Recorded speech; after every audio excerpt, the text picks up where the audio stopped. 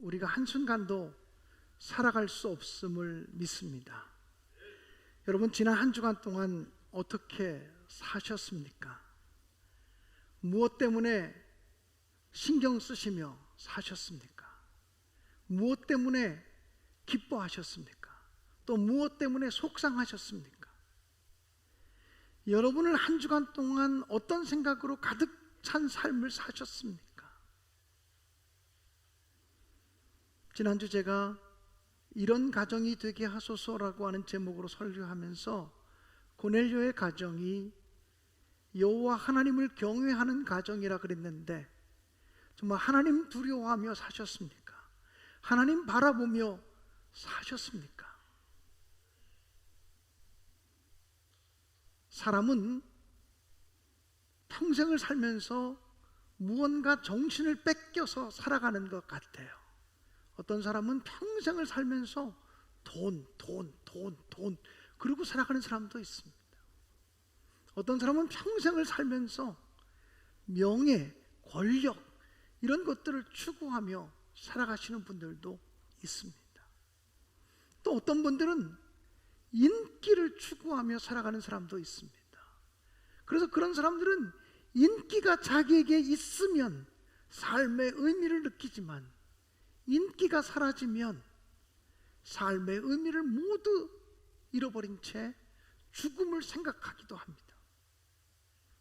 어떤 사람은 평생을 살면서 쾌락과 향락에 묶여져 살아가시는 분들도 있습니다.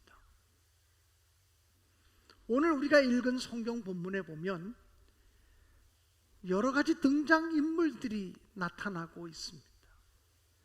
바울 사도가 제2차 전도 여행을 하면서 빌립보에 가서 복음을 증거할 때 생겨진 일들을 기록한 말씀입니다. 바울 사도는 빌립보에 가서 복음을 증거하면서 루디아라고 하는 아주 믿음 좋은 여인을 만나서, 아주 헌신적인 여인을 만나서 그 집에서부터 예배를 시작을 했습니다. 루디아의 집이 교회가 되었습니다. 어느 날 이 바울 사도는 자기와 함께하는 동역자인 실라와 함께 루디아의 집으로 기도하러 가다가 뒤에서 자기를 따라오는 한 여인을 보게 되었습니다. 그 여인은 귀신 들린 여인이었고 점을 잘 치는 여인이었습니다. 이 귀신 들린 여인이 며칠 동안을 계속 바울 사도와 실라를 따라오면서 뒤에서 소리칩니다. 이 사람들은요, 지극히 높으신 하나님의 종들입니다. 그리고 여러분에게 구원의 길을 가르치는 분입니다. 지극히 높으신 하나님의 종들이고 여러분들에게 구원의 도리를 선포하시는 분들입니다라고 이야기합니다. 여러분, 이 귀신 들린 여종이 틀린 얘기했습니까? 맞는 얘기했습니까? 맞는 얘기했죠. 귀신이 귀신같이 자랍니다. 이 귀신 들린 여종이 바울 사도가 그리고 실라가 하나님의 종이라는 것을 너무나 잘 알고 바울 사도의 입술을 통해서 구원의 복음이 선포되어지고 있다고 얘기를 했는데, 시도 때도 없이 쫓아오면서 그 얘기를 하니까 바울 사도가 다른 일을 할 수가 없는 겁니다. 너무 귀찮고 성가시게 느껴져서 바울 사도가 뒤돌아서서 그 여인을 향해서 외쳤습니다. 더러운 귀신아, 그 여인에게서 나오라. 그러자 더러운 귀신이 그 여인에게서 나오게 되었고, 귀신 들려 점하던 그 여인은 건강한 여인이 되어버리고 말았습니다. 우리가 이 본문에서 만나는 첫 번째 사람은 귀신 들린 여종입니다. 저는 제가 목회하면서 귀신 들린 사람 참 여러 번 만난 적이 있습니다. 무당처럼 귀신 들린 사람들입니다. 비록 무당이 되진 않았고 박수무당이 되진 않았어도 소위 신기가 있는 사람들을 많이 만나보았습니다. 그런데 그 신기가 있는 사람들 말고도 제가 목회하면서 보니까 이 세상에는 귀신에 매여서 살아가는 사람들이 참 많습니다. 이 이 귀신에 매여서 살아가는 사람들의 특징은 언제나 두려움과 공포 속에 살아갑니다. 귀신이 나에게 해코지하지 않을까, 귀신이 우리 집에 해코지하지 않을까 두려운 마음을 가지고 살아갑니다. 여러분, 무속신앙에서는요, 귀신을 달래는 것이 신앙입니다. 어떻게든지 귀신이 우리 집에 해코지 못하도록, 우리 집안과 우리 자녀들에게 해코지하지 못하도록 귀신을 달래고 어르기 위해서 굿도 하고 제사도 지내고 음식도 차려놓고 이러는 것입니다. 여러분, 귀신에 매여서 살아가는 사람들은요, 결혼식 날짜도 자기가 함부로 정하지 못합니다. 날짜 받아가지고 그날을 정합니다. 이사하는 날짜도 자기가 함부로 정하지 못합니다. 심지어는 못 박는 것도 함부로 하지 못합니다. 모든 것들이 귀신의 허락을 받아야만 할 수 있다고 생각하는 사람들이 이 세상에 참 많습니다. 사랑하는 여러분, 꼭 귀신의 매번 지배를 받는 것은 아니라고 할지라도 성경에 보면 악한 영이 있다고 얘기합니다.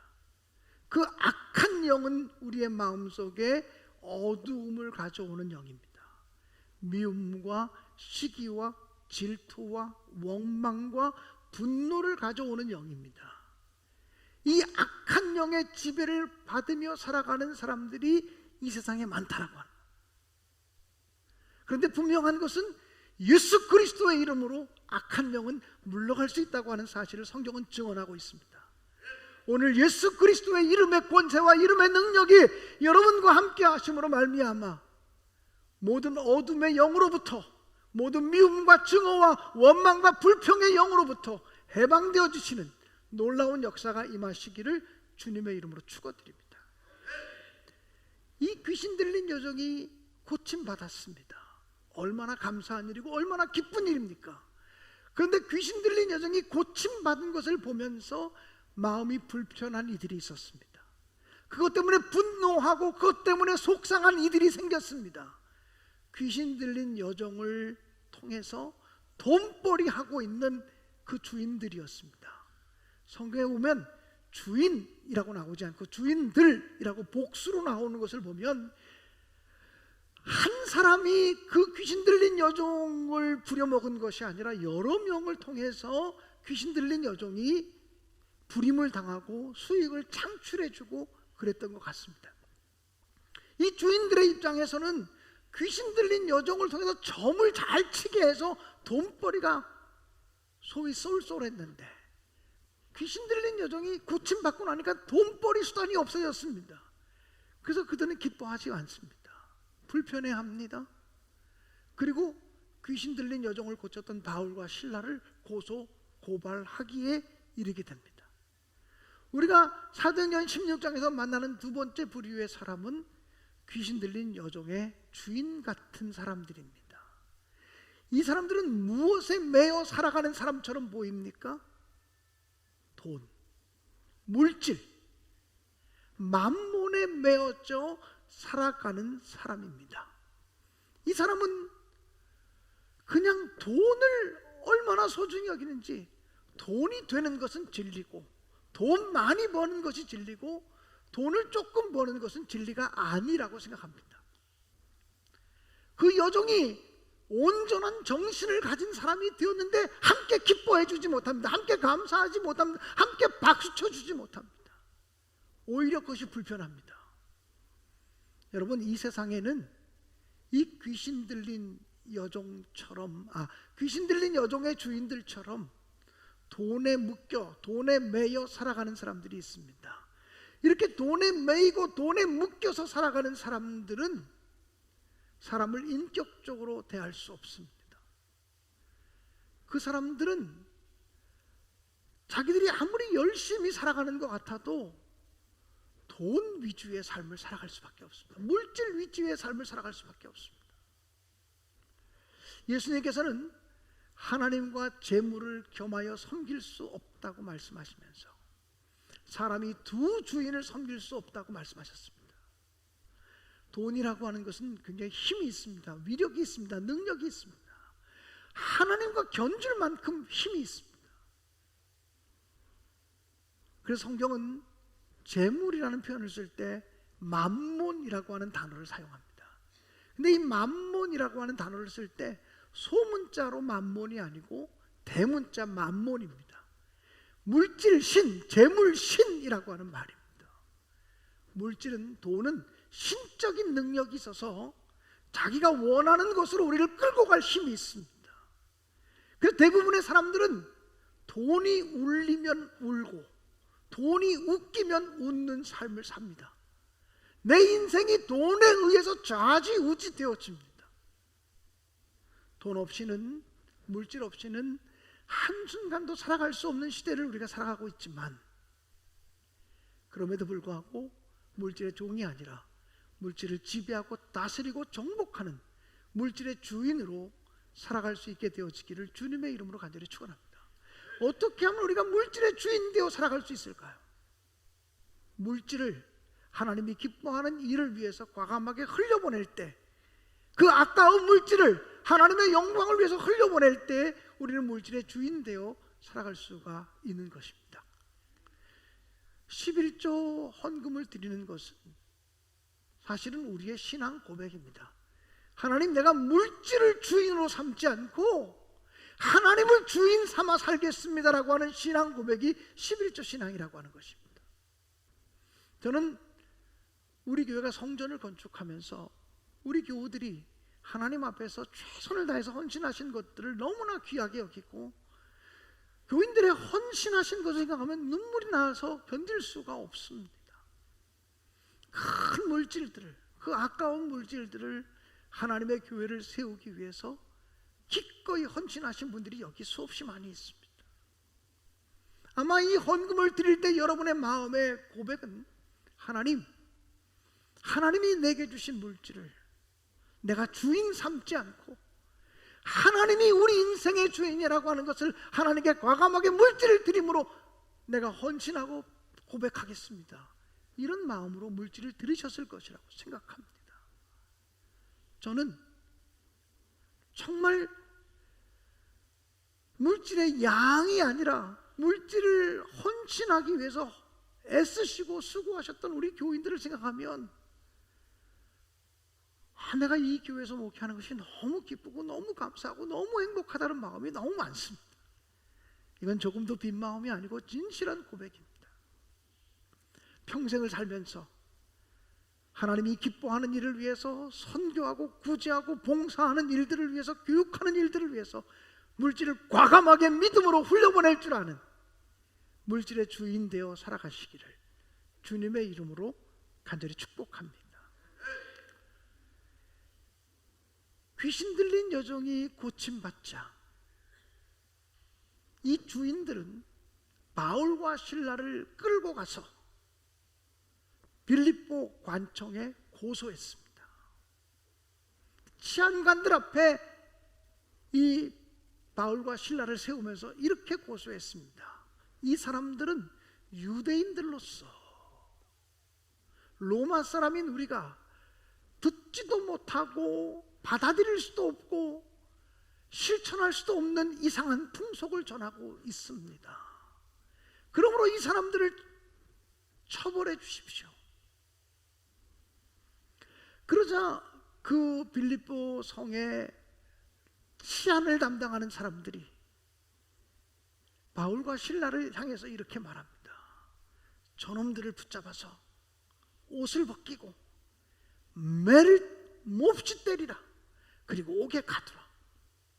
우리는 이 성경 본문 속에서 빌립보 성의 치안을 맡은 그 담당자들을 만나게 됩니다. 그 사람들은 무엇에 매여 있는 것 같습니까? 그 사람들은요, 지극한 편견에 지금 매여져 있습니다. 지극한 편견. 바울 사도와 실라가 무엇을 잘못했는지 알아보지도 않고 시시비비를 가리지도 않고 그저 유대인이라고 하는 얘기를 듣자마자 저들의 옷을 벗기고 저들에게 매질을 하라고 명령합니다. 그들이 그리스도의 복음, 그리스도의 제자가 되어서 복음을 증거한다는 얘기만 듣고도 그들이 무슨 일을 했는지, 그들이 행한 귀신 들린 사람을 고쳐준 선한 일은 안중에도 없고, 자기들이 가지고 있는 유대인에 대한 편견, 기독교인에 대한 편견을 가지고 불공평한 재판을 하면서 매를 때리고 옥에 가두는 일들을 감당하게 됩니다.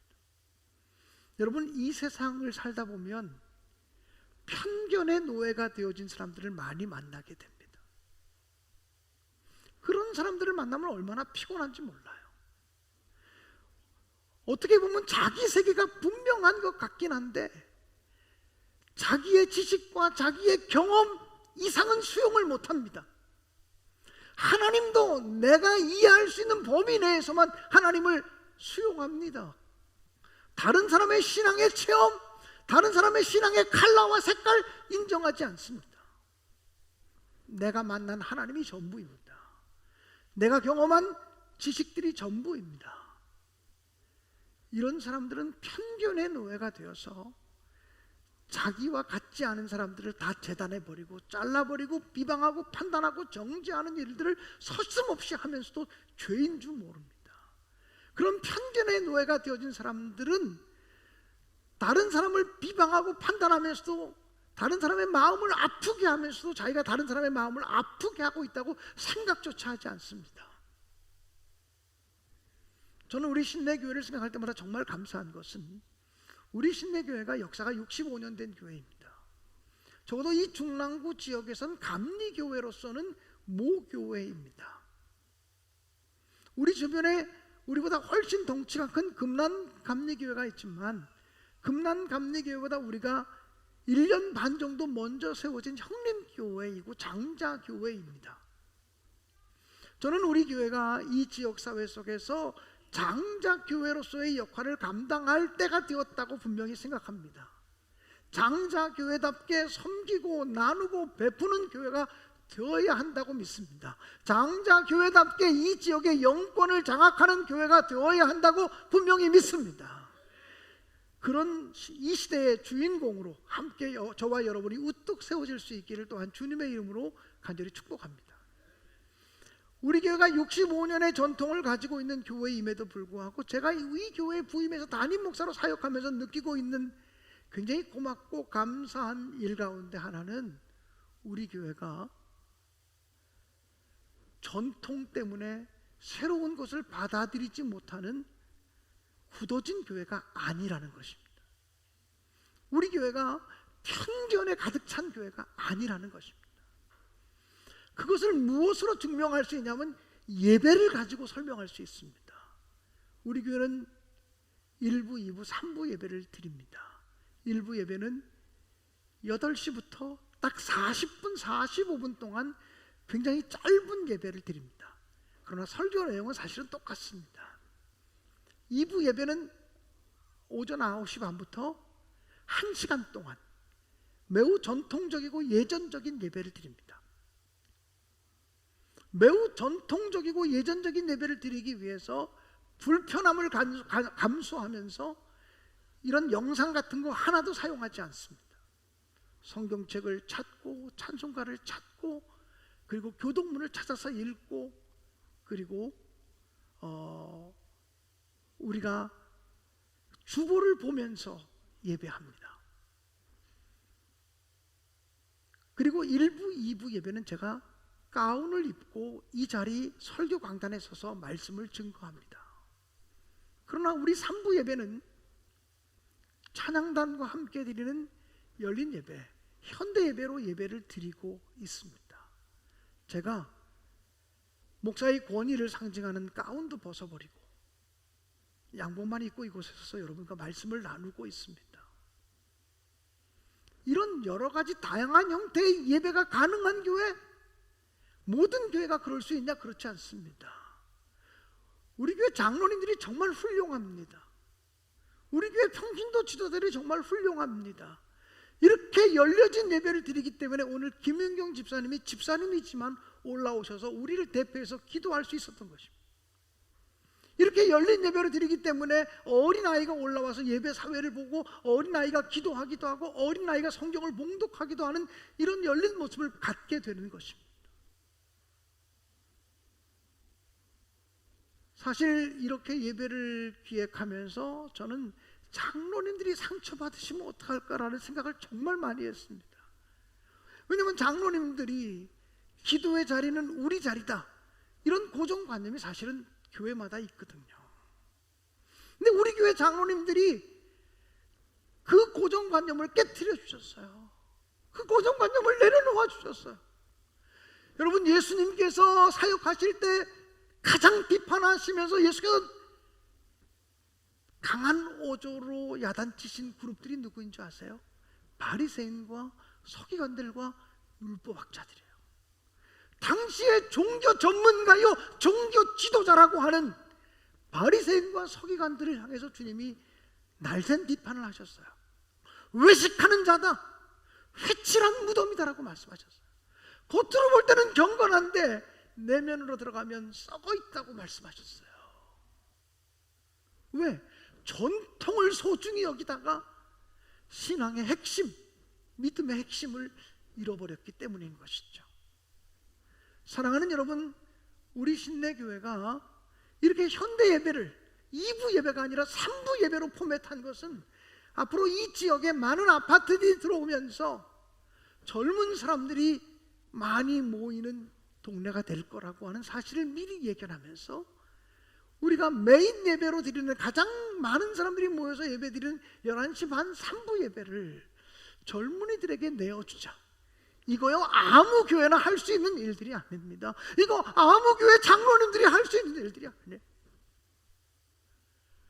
정말이죠. 저 우리 장로님들에게 엎드려 절하고 싶을 만큼 감사하게 생각하고 있어요.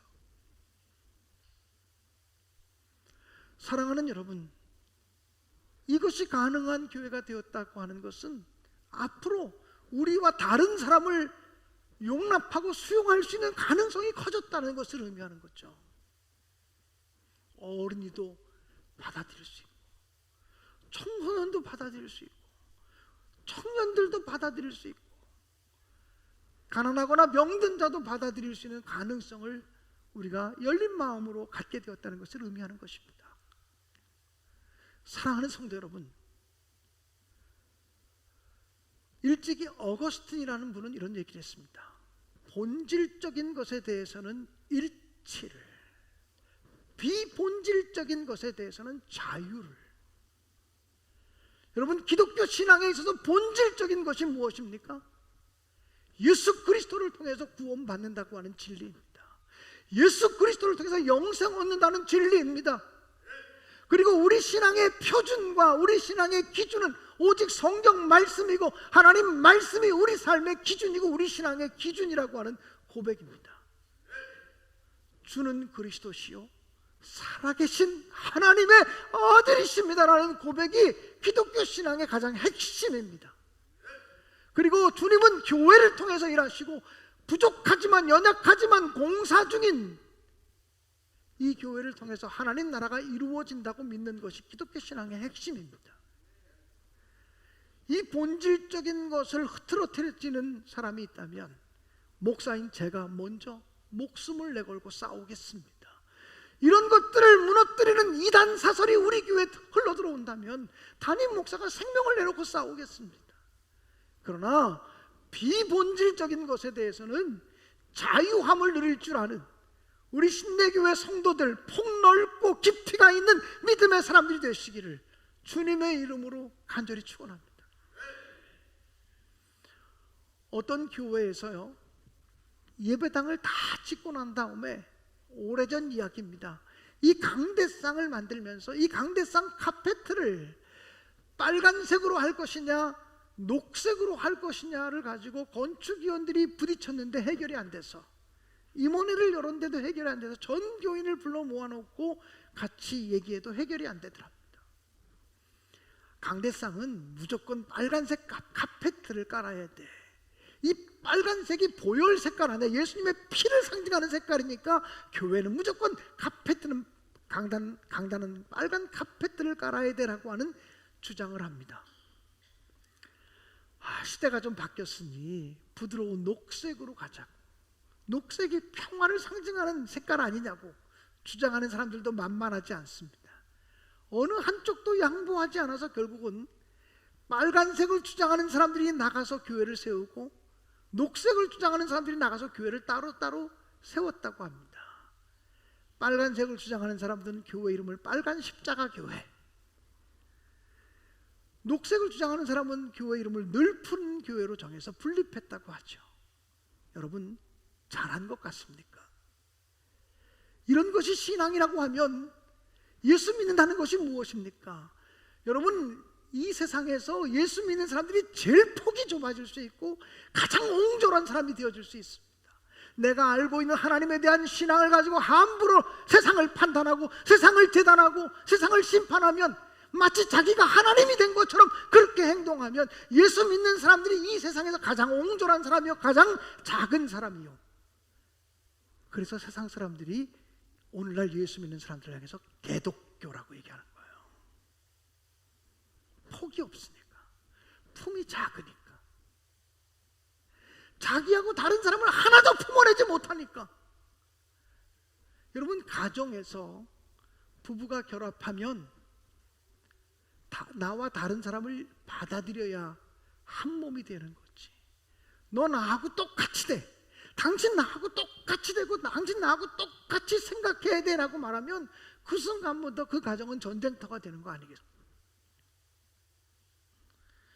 저는 우리 신내교회가 전통을 소중히 여기지만 전통에 매여서 말씀을 잃어버리지 않는 교회가 되었으면 좋겠고, 편견과 선입견 때문에 우리 아닌 다른 사람들을 품어낼 수 있는 품이 정말 작은 교회가 되지 않았으면 좋겠습니다.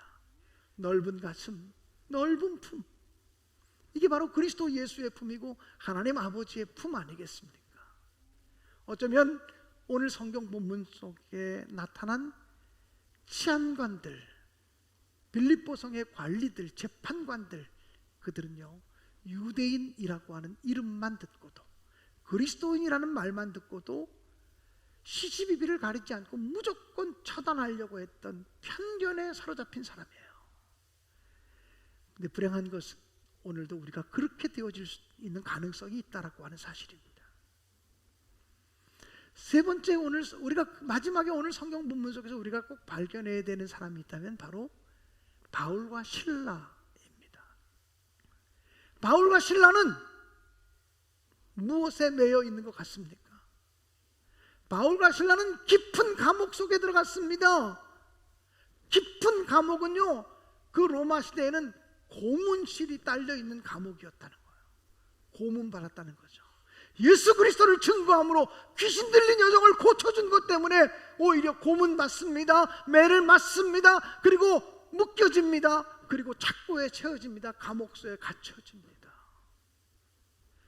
찬송할 수 있는 상황이 아니에요. 기뻐할 수 있는 상황이 아니에요. 하나님 이럴 수가 있어요? 우리가 하나님 위해 살았잖아요. 하나님 영광 위해 일했잖아요 라고 얘기할 수 있는 상황입니다.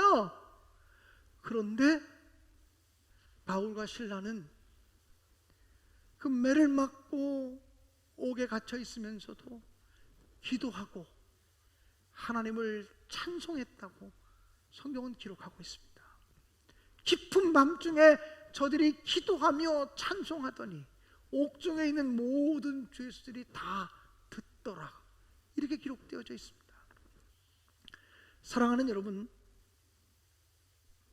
바울과 실라가 찬송할 때 지진이 일어났고 옥문이 열리게 되었고 바울과 실라와 옥중에 있는 죄수들이 밖으로 나왔습니다. 잠에서 깨어난 간수는 죄수들이 사라진 것을 알고서 칼을 빼어 자결하려고 했습니다. 당시 로마법은요, 죄수가 탈옥하거나 도망가면 그것을 지키지 못한 간수에게 책임을 물었던 시절이었기 때문이었습니다. 로마의 간수가 칼을 들어서 자결하려고 할 때 바울이 소리칩니다. 그대의 몸에 손을 대지 마시오. 우리가 다 여기 있어. 오히려 간수는 그렇게 말하는 바울과 실라 앞에 두려움을 느끼고 무릎을 꿇으며 말합니다. 선생들아, 우리가 어떻게 해야 구원을 얻을 수 있습니까? 내가 어떻게 해야 구원을 받을 수 있습니까? 그때 바울 사도가 얘기합니다. 주 예수를 믿으라. 그리하면 너와 내 집이 구원을 얻으리라. 여러분, 바울 사도는 무엇에 매여져 있는 사람 같습니까? 바울 사도와 실라는 무엇에 묶여진 사람 같습니까? 옥문이 열려도 도망가지 않는 그들은 무엇을 더 소중히 여기며 살아가는 사람 같습니까? 무엇을 삶의 가치로 여기며 살아가는 사람 같습니까? 그들은 성령에 매인 사람입니다. 그들은 예수 그리스도의 사랑에 매인 사람입니다. 그들은 사명에 매여진 사람입니다. 한 사람의 영혼을 구원할 수만 있다면 내가 죽더라도 도망치지 않는다. 오늘 한 사람의 영혼이라도 구원할 수만 있다면 나는 하나님의 영광을 위해서 이 자리에 서리라. 이것이 바로 바울 사도의 고백이요 실라의 신앙 고백이었다고 믿습니다. 사랑하는 여러분, 오늘 저와 여러분이 바울 사도와 같이 그리스도의 사랑에 매이고 말씀에 매이고 복음에 매이고 또 사명에 매이는 사람이 되기를 주님의 이름으로 축복합니다. 오늘은 감리교의 창시자인 존 웨슬리 목사님의 회심을 기념하는 주일이고 282주년 기념주일입니다. 웨슬리 목사님, 그는 원래 영국 성공의 신부입니다. 매우 전통적인 교회의 신부였고 매우 규칙적인 사람이었고, 그리고 그는 원칙을 따라서만 살아간 사람입니다. 그런데 그의 원칙이 성령 하나님에 의해서 깨어집니다. 성령 하나님에 의해서 모든 것이 깨어지고 성령 하나님께 순종하는 사람으로 바뀌어집니다. 인간이 세운 규칙이나 인간이 세운 법칙이 아니라 성령 하나님에 의해서 내가 이끌려 가겠다는 고백을 하게 됩니다. 그리고 그는 자신의 전 삶을 바쳐서 살아계신 하나님을 증거하는 삶을 살아갑니다. 66년 동안 목회하면서 88세를 살면서 66년 동안 목회하면서 평생 동안 그는 5만 번 이상의 설교를 했습니다. 사랑하는 여러분, 요한 웨슬레는 바로 예수님의 사랑에 매여 있는 자이고, 요한 웨슬레, 존 웨슬리는 사명에 묶여지고 말씀에 묶여진 삶을 살았다고 저는 분명히 믿습니다. 원하기는 오늘 이 시간 우리 모두가 예수님의 사랑에 매일 수 있기를 간절히 기원합니다. 제가요 한 15년 전에 태국에 가서 선교사님들에게 그 신앙 훈련을 시킨 적이 있습니다. 소위 트레스티아스라고 하는 영성 훈련을 가지고서 3박 4일 동안 호텔에 선교사님들을 초청해서 훈련을 하는데, 마침 그 당시에 태국에는 탈북자들도 많이 내려와 있어서 탈북자들을 초청해서 같이 신앙 훈련을 시켰습니다. 근데 그때 탈북자 중에 기억나는 한 자매가 있습니다. 김선아라고 하는 자매였는데, 그분의 조는 탈북자들이 중심이 된 조였습니다. 조 이름을 정하라 그랬더니 조 이름을 뭐라고 정했냐면 이쁜 게 사람 잡네, 이렇게 조 이름을 정했어요. 정말 탈북자인데 너무너무 품이 있고 너무너무 아름답게 외모도 그렇게 생기신 분이었어요. 근데 그분이요 자기가 한번 특송을 하고 싶다고 그렇게 얘기를 해서 제가 영적 지도를 맡으면서 나오셔서 특송을 좀 하시라고. 근데 그분이 탁 서서 찬양을 부르는데, 오늘 제가 여러분과 부르고 싶은 찬양을 부르는 것입니다. 오직 주의 사랑에 매여 내 영 기뻐 찬양합니다. 오직 주의 임재 안에서 주님을 경배하고 찬양하겠다고 고백하면서 탈북하신 그 자매가 펑펑 울면서 찬양하는 소리를 들었습니다. 그곳에 있는 우리 선교사님들 모두가 함께 울고 목사님들도 함께 다 울었습니다. 우리가 그리스도 예수의 사랑에 매일 수만 있다면, 그리스도 예수의 사랑에 매일 수만 있다면 우리를 통해서 우리 시대에도 놀라운 역사가 일어나지 않겠습니까? 바울 사도가 그리했던 것처럼, 존 웨슬리 목사님이 그리 살았던 것처럼 예수 그리스도의 사랑에 매이고 예수 그리스도의 사랑에 묶이고 복음과 말씀에 묶여지고 사명에 매여지는 우리의 인생들이 되어지기를 주님의 이름으로 간절히 축원하며 기쁘게 감사함으로 찬양하겠습니다.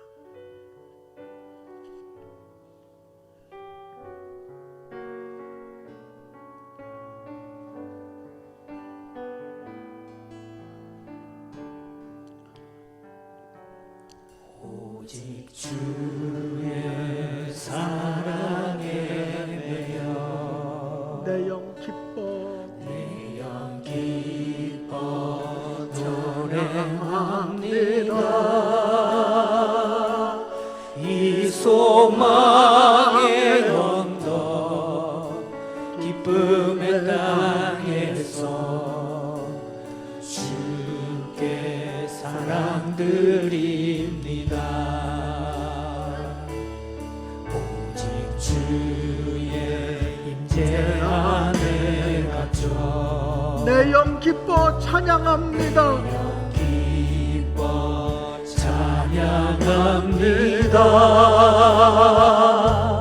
이 소명의 언덕 거룩한 땅에서 주께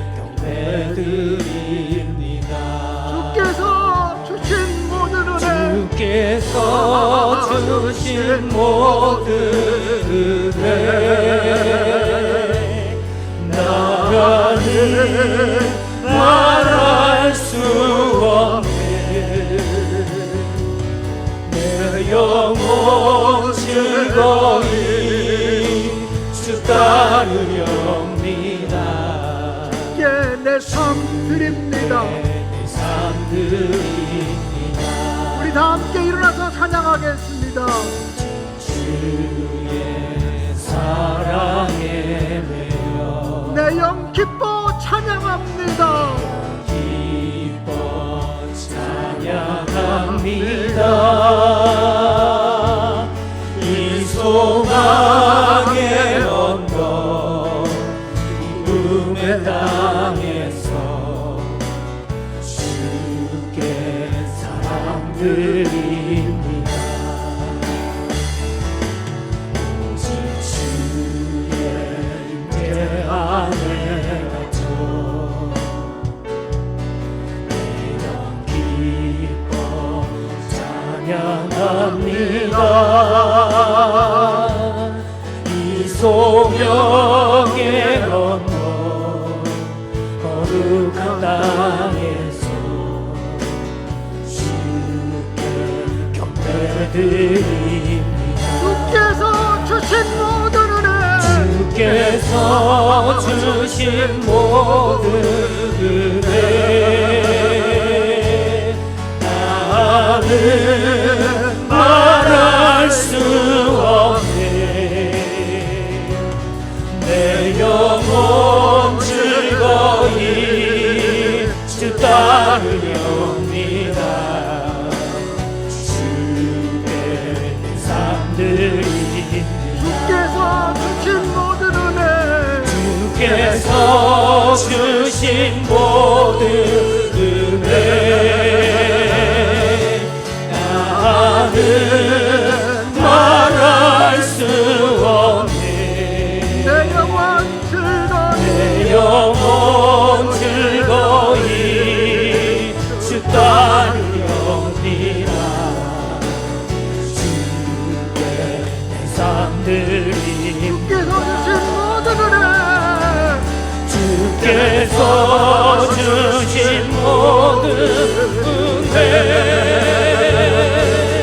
나는 말할 수 없네. 아멘 아멘 감사합니다. 내 영혼 즐거이 주 따르렵니다. 주께 우리 높은 소리로 주께서 주신 모든 은혜 주께서 주신 모든 은혜 나는 말할 수 없네. 내 영혼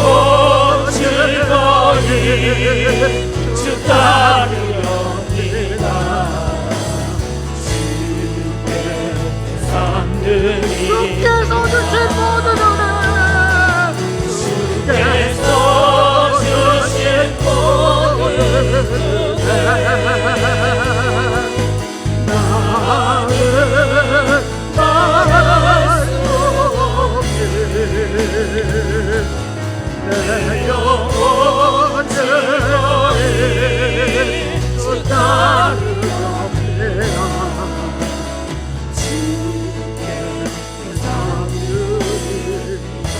주께 내 삶 드립니다